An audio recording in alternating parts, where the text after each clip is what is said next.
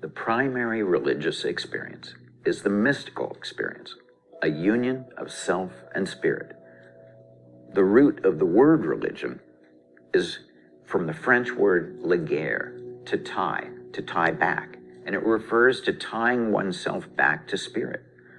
Because we're artists, creativity is our spiritual practice, and art is our religion. In the Hindu tradition, the Atman refers to our indwelling spiritual essence, the soul, the eternal God self, which is also part of the boundless spiritual source, Brahman.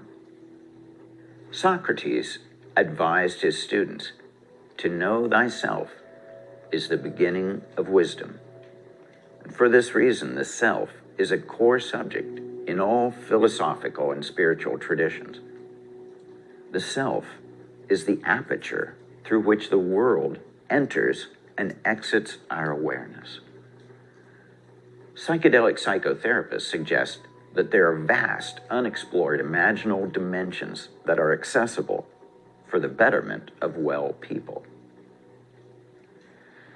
But so long as we're alive, our mind is locked in an ever-changing body. As the heart beats, millions of cells are born and are dying in our body every second. Yet we retain our sense of I amness. What is the nature of our mind, an essence of beings that grants us selfhood, the crowning cognitive achievement of human evolution? The self is a multi-dimensional system, linking together body, mind, and spirit, a labyrinth of ever-aging anatomy and physiology, hosting unconscious and superconscious forces that condition our thoughts and feelings as the self searches for its own truth to become self-actualized. It's like building up a communication between the subconscious and the conscious.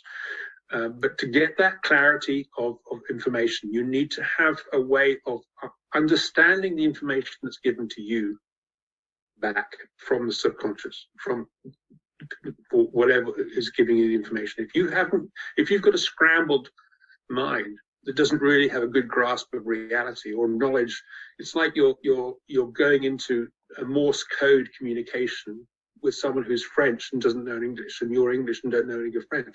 So you've got to learn French so the French person can speak to you in Morse code. So we're seeding the brain, if you like, with all the necessary information so that when we do get information back, we don't freak out. We can begin to formulate questions and continue with this dialogue. And that's a full functional dialogue, not just with the mind and the heart, but with the heart, with intuition and inspiration. And suddenly this is what begins to help us move forward and learn, develop, and grow in the ways we need to. Being able to play your own unique individual part, we don't sit back and do nothing. Nature was never designed for us to sit back and do nothing. We always have to work towards something. Psychiatrist Abraham Maslow found that the happiest, most successful people are those that attain some creative self-actualization and then continue to evolve to self-transcendence.